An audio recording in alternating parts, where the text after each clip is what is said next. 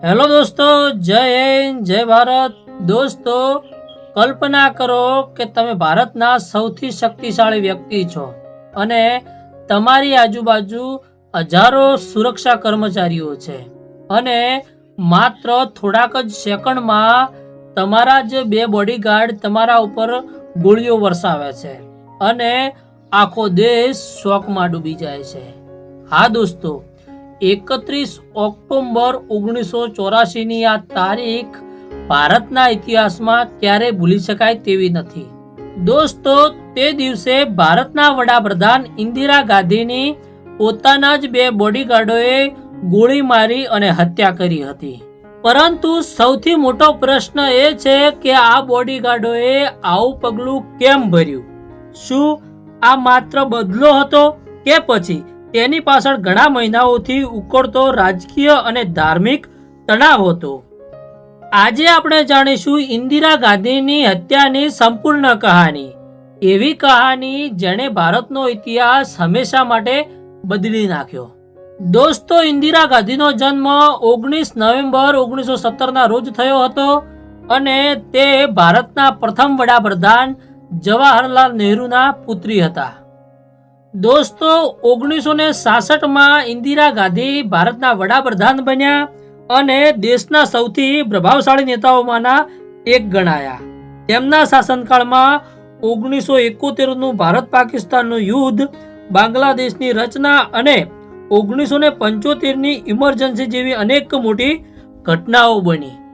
દોસ્તો, 1980ના દાયકાની શરૂઆતમાં પંજાબે અલગ ખાલિસ્તાન રાજ્યની માંગ કરી અને આ માંગ ઉગ્ર બનવા લાગી.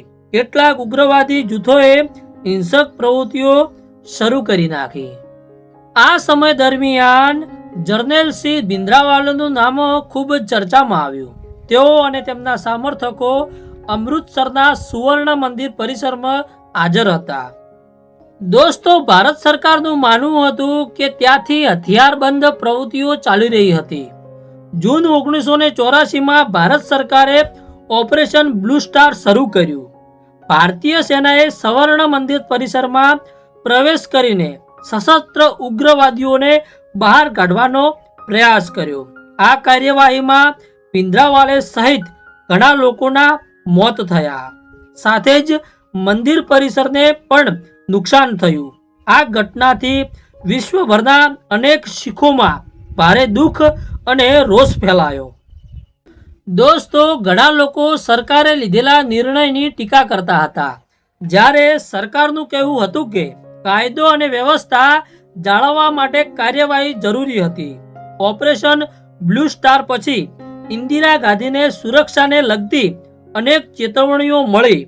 એવું પણ સૂચવાયું હતું કે તેમની સુરક્ષા દળમાંથી શીખ કર્મચારીઓને દૂર કરવામાં આવે, પરંતુ વિવિધ ઐતિહાસિક વર્ણનો અનુસાર તેમને માત્ર ધર્મના આધારે સુરક્ષા કર્મચારીઓને દૂર કરવાનો નિર્ણય સ્વીકારાયો ન હતો. તો 31 ઓક્ટોબર 1984ના રોજ સવારે 9 વાગે ઇન્દિરા ગાંધી પોતાના નિવાસ સ્થાનેથી એક ઇન્ટરવ્યૂ માટે જઈ રહ્યા હતા. જ્યારે તેઓ સુરક્ષા ગેટ પાસે પહોંચ્યા ત્યારે તેમના બે બોડીગાર્ડ બેઅંતસિંહ અને સતવંતસિંહ ત્યાં હાજર હતા. તેમણે વારાફરતી ઇન્દિરા ગાંધી ઉપર ગોળીબાર કર્યો. ઇન્દિરા ગાંધી ગંભીર રીતે ઘાયલ થયા અને ત્યારે તરત જ તેમને નવી દિલ્હી હોસ્પિટલમાં દાખલ કરવામાં આવ્યા. ડોક્ટરોએ તેમને બચાવવાનો ખૂબ જ પ્રયાસ કર્યો, પરંતુ ભારે રક્તસ્રાવ અને ગંભીર ઇજાઓને કારણે તેમનું અવસાન થયું. એ સમયે ઇન્દિરા ગાંધીની ઉંમર 66 વર્ષ હતી. ઇન્દિરા ગાંધીના મૃત્યુના સમાચાર સમગ્ર દેશમાં ઝડપથી ફેલાઈ ગયા. દોસ્તો, દેશભરમાં શોકનું વાતાવરણ સર્જાયું, પરંતુ દુર્ભાગ્યે ત્યારબાદ દિલ્હી સહિત કેટલાક વિસ્તારોમાં શીખ વિરોધી હિંસા ફાટી નીકળી. આ હિંસામાં હજારો લોકોના જીવ ગયા અને અનેક પરિવારોએ ભારે નુકસાન સહન કરવું પડ્યું. આ ઘટના ભારતીય ઇતિહાસમાં સૌથી દુઃખદ અધ્યાયોમાંથી એક માનવામાં આવે છે. ઇન્દિરા ગાંધીના અવસાન બાદ તેમના પુત્ર રાજીવ ગાંધીને ભારતના નવા વડાપ્રધાન તરીકે શપથ લેવડાવવામાં આવી. તે પછી દેશમાં લોકસભાની ચૂંટણી યોજાઈ, જેમાં તેમના પાર્ટીને મોટી જીત મળી.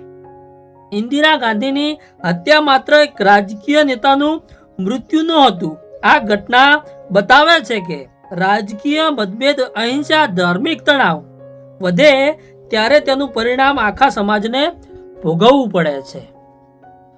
દોસ્તો, આજે પણ આ ઘટનાનો અભ્યાસ ઇતિહાસકારો, રાજકીય વિશ્લેષકો અને વિદ્યાર્થીઓ દ્વારા કરવામાં આવે છે, જેથી ભવિષ્યમાં આવી દુઃખદ પરિસ્થિતિઓ ટાળી શકાય. દોસ્તો, 31 ઓક્ટોબર 1984 નો એ દિવસ ભારતના ઇતિહાસમાં ક્યારેય ભૂલી શકાય એવો નથી. ઇન્દિરા ગાંધીના મૃત્યુએ દેશની રાજનીતિ, સમાજ અને સુરક્ષા વ્યવસ્થાને લાંબા સમય સુધી અસર કરી છે. આ ઘટના આપણને યાદ અપાવે છે કે મતભેદોનો ઉકેલ હિંસા નહીં, પરંતુ લોકશાહી, સંવાદ અને કાયદાને માર્ગ શોધવા માટે જોઈએ. જો તમને આ ઐતિહાસિક સ્ટોરી ગમે તો વિડીયોને લાઈક, ચેનલને સબસ્ક્રાઈબ કરો અને કોમેન્ટમાં જણાવો કે આગળ કયા ઐતિહાસિક વિષય પર મને સાંભળવા માંગો છો. જય હિન્દ, જય ભારત.